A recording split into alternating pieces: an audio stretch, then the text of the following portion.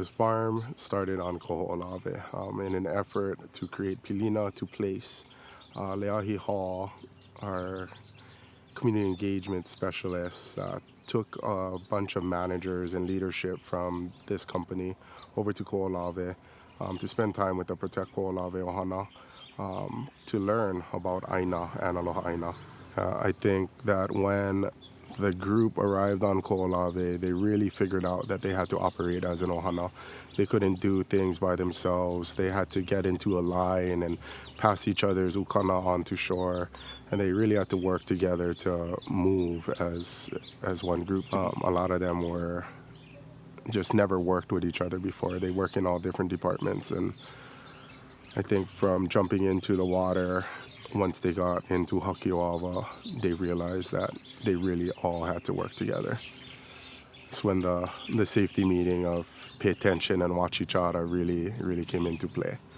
As they're passing the coolers in the water, getting it across the rocks and onto the beach, and then carrying these 200-pound coolers across the sand up 400 yards into the kitchen, which is our home in Hakiwawa, they really realized that they had to come together as a family.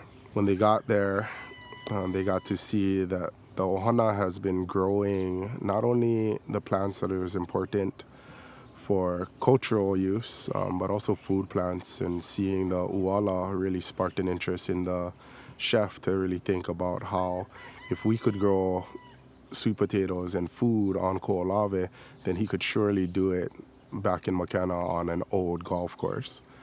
How he can create space and create food that would be best for his menus, and how he shares his aloha through food on a farm on an old golf course.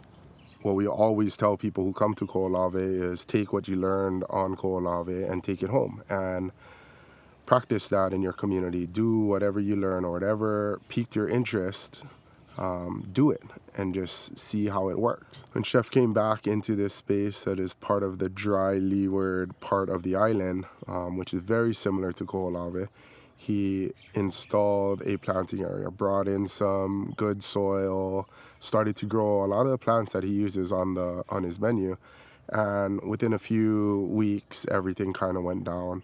So he was wondering why that happens.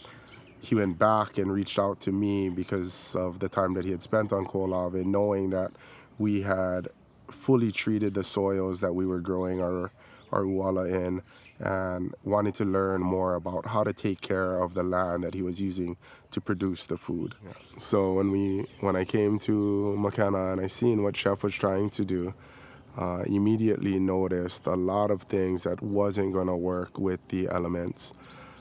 Just having an overstanding view and seeing the way the rows were planted and knowing the winds of this space really helped us to think about what the layout of how we were going to actually farm and grow the food that we need to grow here. So when I got here, I saw the type of aggregate that was down. I saw the type of soil that was here, and it was old golf course.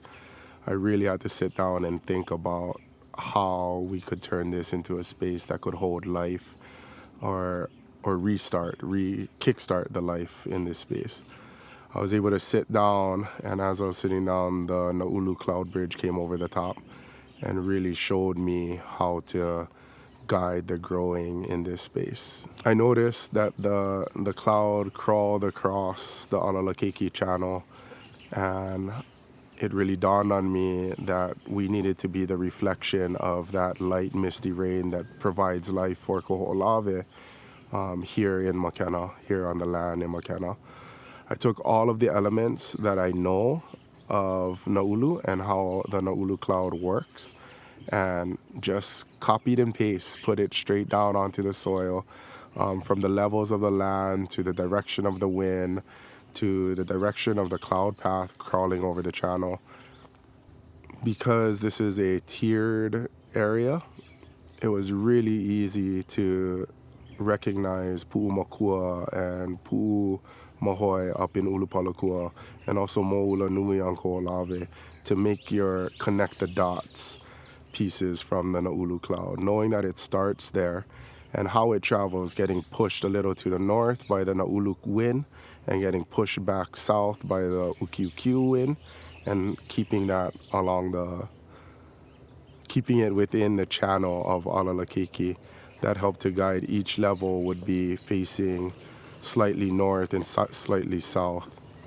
The benefits of that and laying it out with the sun rising allows each row to get sunlight at any time of the year.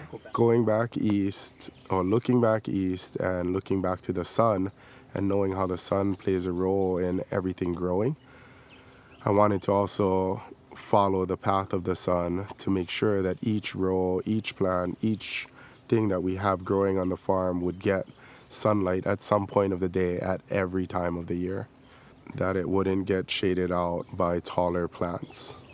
So the three elements that we take into account here on the farm is the sun, the wind, and the water.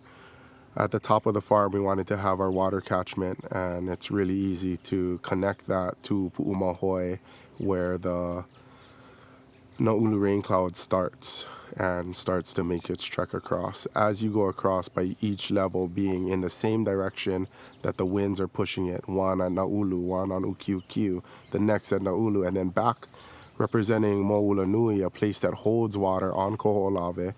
We have a aquaculture pond on the bottom of the farm. So drawing it out based on how the cloud moves really helped to set how the farm is set up. Nāulu is the source of water for this moku. The Nāulu cloud that goes across Ulupalakua down through the Alalakeke channel and across to Kahoʻolawe is the main source of water. Therefore, it's the life force of this space. Honoring the rain cloud and the rains that fall in this space, making sure that we contoured the land to make sure that none of the soil would run off when the quick, hard rains would touch this space was another factor in how we laid out everything on this farm. Because of the type of soil and the climate, we need to make sure that the water doesn't run, because after a certain amount of time within all this heat that happens in this space, then the soil becomes water retardant, and the water will sit on its surface and just pick up what it can, whatever's loose on top, and run all the way down to the ocean. So yeah, when we mulch out and we drop our plants, we don't take our plants to the trash. We just mulch it down and put it in right onto the soil that we have, and that allows the water to be caught, the rainwater to be caught. In Kaupo, off the Alanui Haha, that's where the Nāulu wind really starts to form all the water that happens in the clouds here in Honuaʻula. The Nāulu wind pushes the sea breeze onto the land, that it gets heated up and pushed up to Paliku and hikes its way across Kaikinui, and then eventually over to Pu'umakua here in Honuaʻula. Once that wind, the Nāulu wind, pushes that cloud, that cloud meets another wind, and that Ukiukiu wind that is coming over from Piholo really guides the Nāulu cloud to go across the channel, across Honuaʻula, across Alalakeke channel, and over to Kahoʻolawe. The design of the farm is a reflection of all of the elements that create the Nāulu cloud bridge, the Nāulu rains, and the Nāulu wind. The idea is so that we can intimately relate with how life is being expressed here in Honuaʻula.